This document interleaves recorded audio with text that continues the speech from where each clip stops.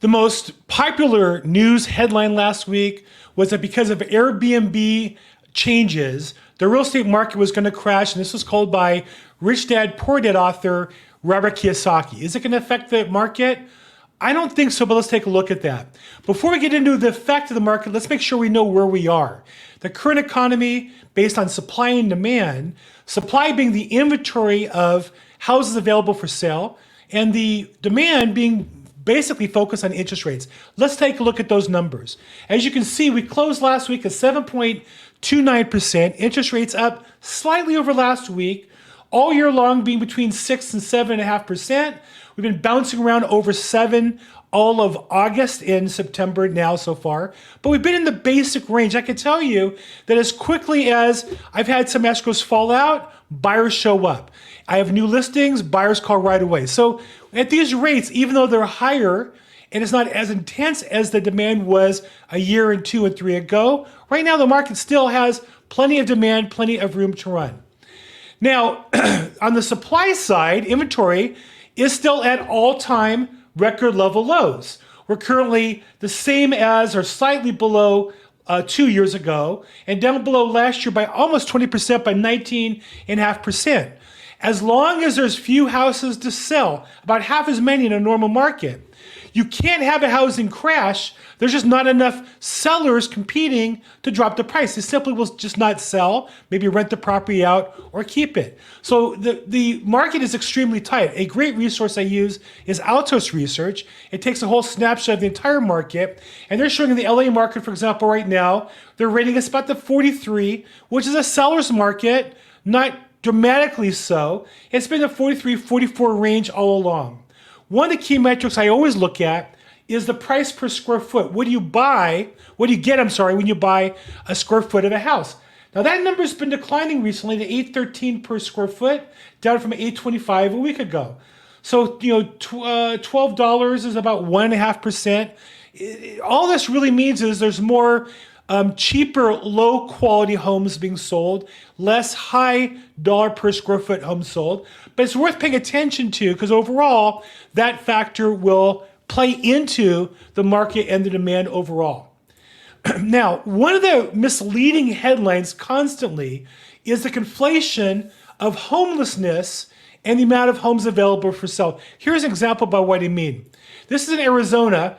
Kirsten Sinema, the U.S. Senator in Arizona, says, housing affordability and supply crisis needs real lasting solutions.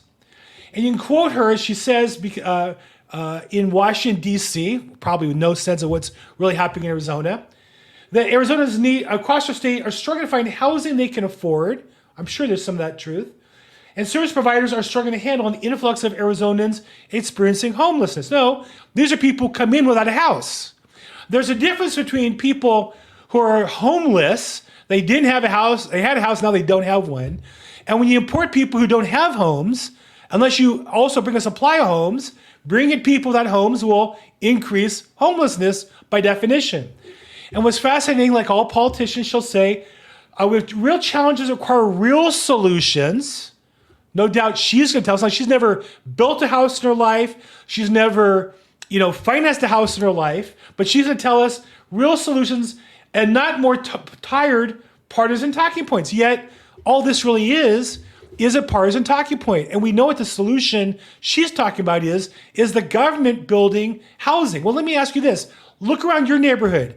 How many homes in your lifetime has the government built homes for that have improved the community? If you have any, put it in the chat box, put a comment. My experience is none. The worst housing in all of LA are the projects that were built by the federal government and the state government. And I think that's true in most slums. The people who want a piece of the American dream and they're willing to work for it want a house, not some high-rise project with a fence around it and a problem. And so the politicians, rather than focusing on increasing incomes, decreasing inflation, reducing taxes so we have more net money to buy houses with, will always defer to the government program of building more houses because it gives them more fees and money, and it gives them more donors with those people they get to give contracts to buy the houses. So again, homelessness and affordability crisis are conflating two issues purposefully to mislead you from what's really going on. Now, another interesting article last week was, are real estate agents useless? Not are they worth their money, not are they good value, are they useless?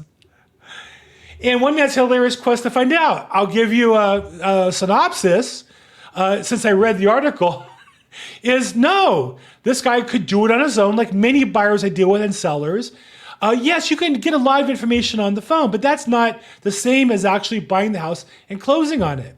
And so what he found out at the end was that the knowledgeable realtor he found, he called it a good realtor, the information they had saved him more money in the long run. Well, I think that's true. I would go a step further and say a great agent, a better than average agent, will save a lot of money. Below average, I don't know.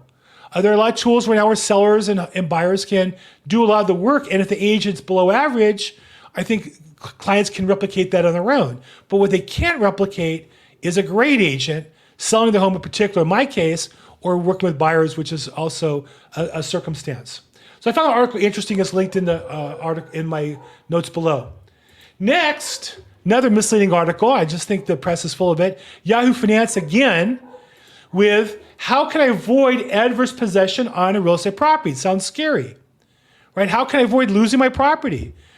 Well, the reality is this is a very rare occurrence, and almost always is vacant land in a remote area. It could be the lot line on your property if you're not careful. That's a different issue.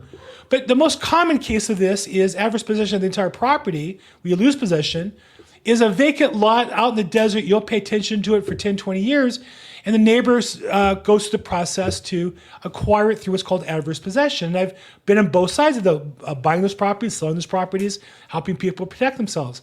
It's very rare. And so and also it tends to be a very low income issue. The lots I'm talking about are $10,000, $15,000 lots for the most part. So why does Yahoo Finance have this as an article? Well, if you scroll down and they explain to you how it can happen so that you're properly scared, how to prevent it, and they give a couple good pieces of advice. However, then they go to, bottom line, consult with a financial advisor or an attorney. A financial advisor is not going to know anything about this any more than any other average customer. You would want a real estate agent or an attorney to look into these issues. A real estate agent can do some research for you. An attorney can give you the actual legal issues involved. Now, I agree, if you identify an issue, you should consult somebody right away, a professional, most likely an attorney or a knowledgeable realtor in these areas. But what's fascinating is, tips for buying real estate, you can find a free tool for a financial advisor. Well, that's odd. How do we get to that? And then down below, if you want to find a financial advisor, get started here. It's almost as though the whole article was written to promote clicking on the financial advisor, which that's what I think it probably is. Makes no sense at all. And then how much house can you afford, again, is to linking to an advertiser who's a lender. So really the whole article is, I think, some decent information, exaggerated, with a terrible solution that links you naturally to their clickbait advertising situation. Now, you might have heard last week, the news came up when Robert Kiyosaki, the author of Rich Dad Poor Dad, one of the greatest books ever written on real estate investment, housing market fears sparked by Airbnb decline. And here it quotes Robert Kiyosaki saying that he thought as a result of changes in Airbnb, that the sellers have had those properties will have to sell them and they'll cause a crash, he says. Now, what happened in New York City, Airbnbs are often used as competition with hotels. And of course, hotels in New York City famously pay a hotel tax. So the city hates that because Airbnbs don't pay the tax. Hotels do. So what happens? The hotel people say, hey, if you want us to pay the tax, get rid of the Airbnbs. And that's what the city's looking to do. As a result of the changes in the rules, the number of Airbnb rentals went down by 70% within the same week. Because the rules were such that you had to be in the property with your tenant, for example. Nobody's going to do that, or very few people do that. And so you will have people who've made a living with a property doing short-term rentals that need to maybe sell the property, maybe rent the property out, do something different. but that's not going to work. As a result, Robert Kiyosaki posted this: Airbnb to lead real estate market crash. If you want a new home, your happy days are around the corner. Same for rental property. Best time to get rich is in a crash. He's right. The best time to buy is when everybody's selling. But I don't think there's that many Airbnbs to cause a crash. Again, the inventory is so tight. Even if there are 50 or 100,000 properties that came for sale, we're still well below the all-time average of inventory. So I think he's exaggerating it. He's a brilliant guy, so I wouldn't really bet against him. But I would say I don't think it's likely a crash. There will be, I think, in different markets, sellers who will sell their home because they rather get out of that business and face some new restrictions. Even as it sits, my experience with Airbnb is most people go into it thinking it's passive income, and it really isn't. It really is a business where you own the real estate, but you're running a business. It's kind of like a retail store where you run a grocery store and own the building. Over time, you could pay off and own the building, which is great. Or office building. It's like my father did. He was an attorney, and they owned the building they're in, and the business paid the payments on the building. Eventually, he owned the real estate. Dave Ramsey, one of the, he's also a radio personality and an author and a great financial coach, says don't screw things up with Airbnb, invest in real estate instead. And he makes the point that a good chunk of Airbnb is a business. You have tenants who might abuse the property inside, might cause you legal issues. You now have new city and state and county restrictions on Airbnbs.